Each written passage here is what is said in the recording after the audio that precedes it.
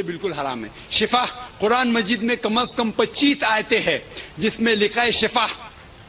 شفا مطلب سفارش، وسیلہ حرام ہے. 2 آیت میں لکھا ہوا ہے صرف ان کو اجازت ہے جو اللہ تعالیٰ آخرت میں ان کو اجازت دیں گے، وہ محمد صلی اللہ علیہ وسلم آخرت میں. آج کی تاریخ میں ہم محمد صلی اللہ علیہ وسلم سے بھی نہیں مانگ سکتے.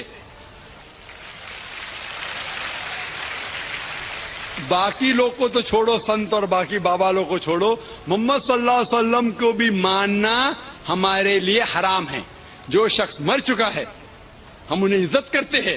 محمد ڈاکٹر صاحب سب سے پہلے تو میں یہ کہوں گا کہ بلکہ میں آپ کو اپریشیٹ کروں گا اور سلام کروں گا کہ آپ کو غصہ آیا تو غصہ آپ کو رسول اللہ کی عزت اور ناموس کی وجہ سے آیا. غصہ تو ہمیں آپ سے زیادہ آنا چاہیے تھا، ہم آپ سے زیادہ پہلے کھڑے ہو جانا چاہیے تھا، لیکن یہ کلپ اس طرح سے میرے وہ نہیں میں نے سنا تھا. تو میں آپ کو اس پر اپریشیٹ کرتا ہوں، سلام پیش کرتا ہوں. اللہ تعالیٰ یہ ایمانی جذبہ ہم سب کو عطا فرمائے، کیونکہ آپ نے نہ تو کوئی ذاتی کسی گالم گلوچ کی وجہ سے اٹھے ہیں، نہ کوئی آپ ایک رسول اللہ کی بات پہ آپ اٹھے ہیں. اور میں سمجھتا ہوں یہ وہی بندہ کر سکتا ہے. آپ کو تو آپ کا اپنا پروگرام ہے، آپ ہوسٹ ہیں، آپ کو زیادہ اچھا پتہ ہے کہ بھئی پروگرام میں چھوٹی چھوٹی چیز کا خیال رکھتے ہیں. یہ قلم کیوں گر گیا، یہ پیچھے بتی کیوں پڑی ہے، یہ کیوں ہو گیا، اتنے تک خیال رکھا جاتا ہے. تو اپنا ہی پروگرام چھوڑ کے چلا جانا، یہ میں سمجھتا ہوں کہ یہ ایک ہمت ہے، ایک جرأت ہے. اللہ تعالیٰ اپنے محبوب کی عزت اور عظمت کا دفاع کرنے والوں سے محبت کرتا ہے. ڈاکٹر ذاکر نائک صاحب کے جو جملے انہوں نے کہے ہیں یہ سراسر کروڑوں مسلمانوں کی دل آزاری ہے، قرآن و سنت کے خلاف ہے، اور بارگاہ رسالت مآب کی بیعت بھی ہے، اجماع امت کے خلاف ہے، اور حضور کے ہزاروں صحابہ کے موقف کے خلاف ہے، پوری امت کے موقف کے خلاف ہے. انہوں نے جو یہ کہا کہ 24 آیتیں جن میں شفاعت سے منع کیا گیا ہے، آپ نبی سے بھی شفاعت نہیں طلب کر سکتے، یہ بالکل انہوں نے قرآن و سنت کا مذاق اڑایا. یہ جتنی آیتیں قرآن مجید کے اندر ہیں وہاں پر نبیوں اور ولیوں کا استثناء ہے. بالکل درست ہے. یہاں وہاں پر جو ذکر ہے وہ کافروں کے لیے، فما تنفعهم شفاعت الشافعین. قرآن کہتے ہیں ان کو شفاعت کرنے والوں کی شفاعت نفع نہیں دے گی. کن کو نہیں دے گی؟ کافروں کا ذکر ہے جی. مشرکوں کو نہیں دے گی، بت پرستوں کا ذکر، بت پرستوں کو نہیں دے گی. اور رہ گیا اللہ کے رسول سرور کون و مکان کی شفاعت، حضور کی شفاعت کبریٰ کا عقیدہ، یہ مسلمانوں کا اجماعی عقیدہ ہے. آیت الکرسی کے اندر ہم واضح طور پر کرتے ہیں کہ اللہ کے دربار میں کوئی شفاعت نہیں کر سکتا الا باذن، اللہ جسے اذن دے.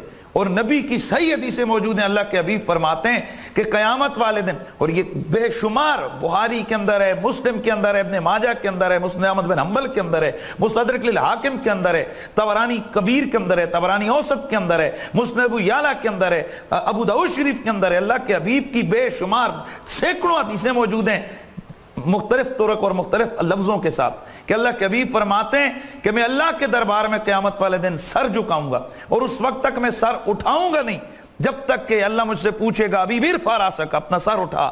میں عرض کروں گا مالک، اللہ فرمائے گا سل تو تعلق، جو مانگے گا عطا کروں گا، جس کی شفاعت چاہے گا میں اس کو بخش دوں گا.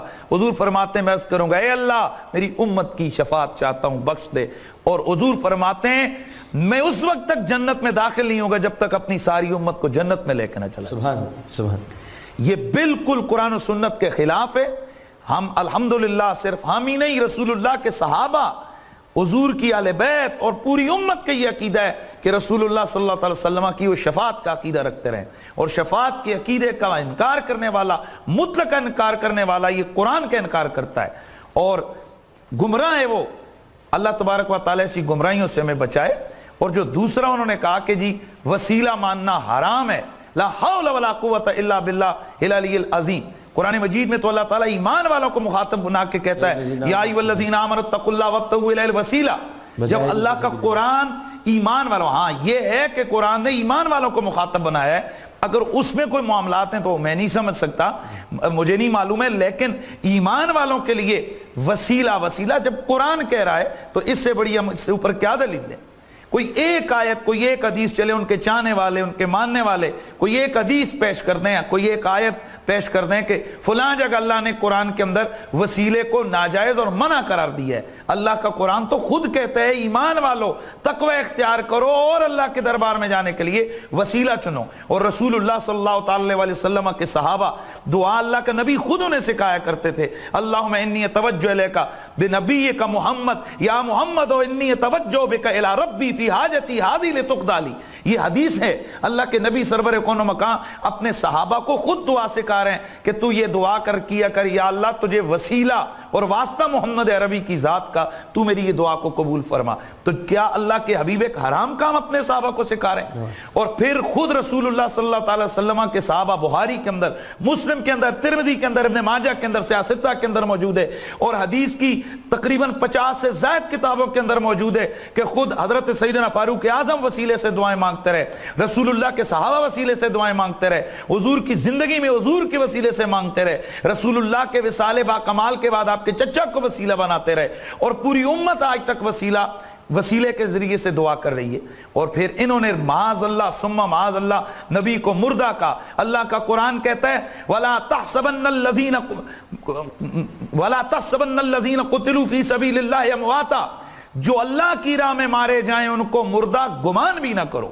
ڈاکٹر صاحب, گمان کرنے پہ نیکی کے سوچنے پہ ثواب ملتا ہے, گناہ کے خیال پہ گناہ نہیں ملتا. لیکن شہیدوں کو مردہ سوچنے پر بھی اللہ تعالیٰ نے بیان کرا دیا, منع کر دیا کہ تم نے سوچنا بھی نہیں ہے کہ یہ جو شہید ہیں اللہ کی راہ میں جو قتل ہوئے ہیں ان کو تم مردہ سوچو بھی نہیں. تو جو رسول کی ناموس کے لیے, جو رسول کے دین کے لیے, جو اعلاء کلمت اللہ کے لیے, جو احکام شریعت کے لیے, جو قرآن کی عزت کے لیے, جو مصطفیٰ کی عزت کے لیے, جو عقیدہ حقہ کے دفاع کے لیے, اعلاء کلمت اللہ کے لیے جو جان اللہ کی راہ میں دے دے, جو اپنے ملک و وطن کے لیے, وہ ملک و وطن کہ جو اسلام کا قلعہ ہو, جو اس کے لیے اپنی جان دے دے, وہ شہید ہے, اس کو شہید کو مردہ سوچنا بھی منع ہے.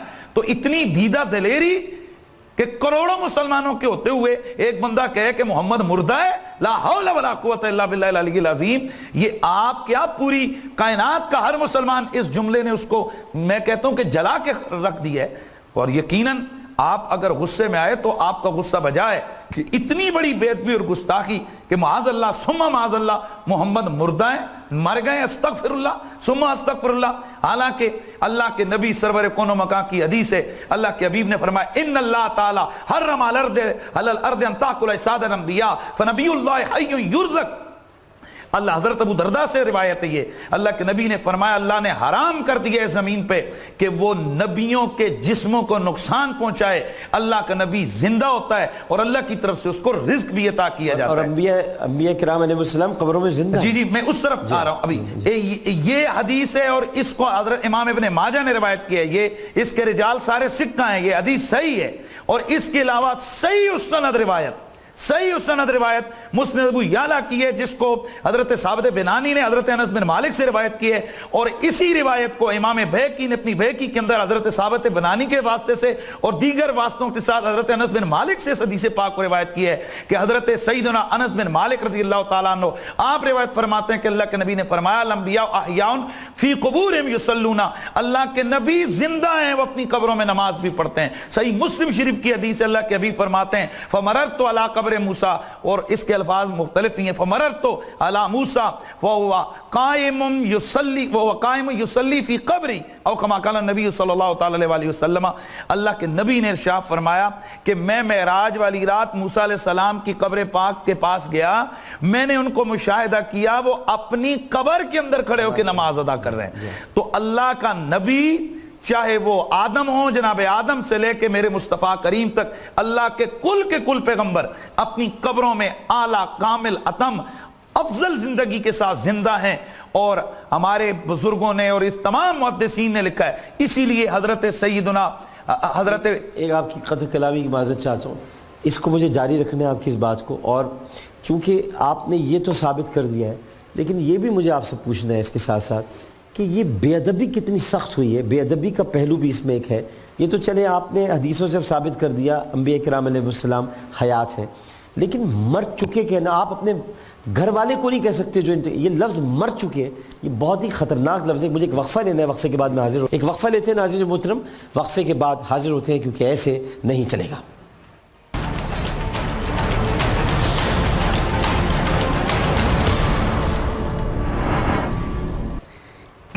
کہ ان کی اور بھی وہ ساری اس طرح کی چیزیں ہیں. انہوں نے کروڑوں مسلمانوں کے دل یزید کی حمایت کر کے بھی جلائے ہیں. یعنی ان کو اتنی شرم نہیں, اور میں سمجھتا ہوں پتہ نہیں یہ اپنے آپ کو مسلمان کس طرح کہتے ہیں کہ یہ یزید کا دفاع کرتے ہیں, اس لعنتی بغیرت کمینے کا جس نے چمنستان زارا کی ایک کلی کو کٹوایا اور جس نے کائنات کے اندر ظلم و ستم کا ایک بازار گرم کیا. مسجد نبوی میں گھوڑے بندھوا دی, مسجد نبوی میں گھوڑے بندھوائے, کعبۃ اللہ پہ سنگ باری کروائی, کعبے کا غلاف جل گیا, ہزارہا صحابہ کرام کی جو ہے نا دہلیزوں کو پار کر کے ان کے حرم کی عزتوں کو جو ہے نا پامال کیا گیا, مدینہ منورہ کی حرمت کو پامال کیا گیا. ایسے لعنتیوں کو جو نرم ان کی طرف لے جا رکھتا ہے, ہم اس کو بھی اسی کے زمرے میں رکھتے ہیں. ہم سمجھتے ہیں وہ بھی یزید وقت ہے جس کو جناب ان کو دکھ ہوتا ہے ایسے, اور اس کی توجہ بھی پیش کی جاتی ہے. یزید کو تو اور میں آپ کے پروگرام کی وساطت سے یہ میں بھی کہ کوئی سننے والا یہ کہے کہ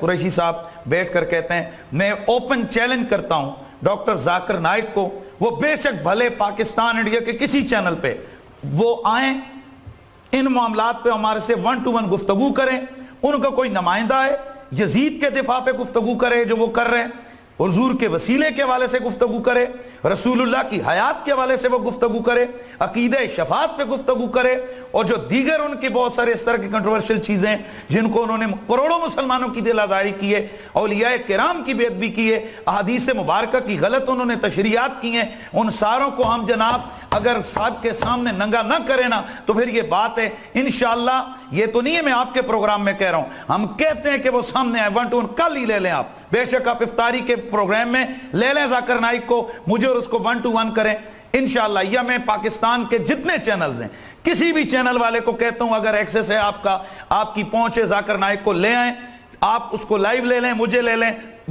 سب 2 ہاتھ ہو جاتے ہیں, ساری دنیا دیکھ لیتی ہے کہ کتنا علمی جناب ان کا گھمنڈ ہے. مجھے یقین ہے, مجھے پورے یقین ہے.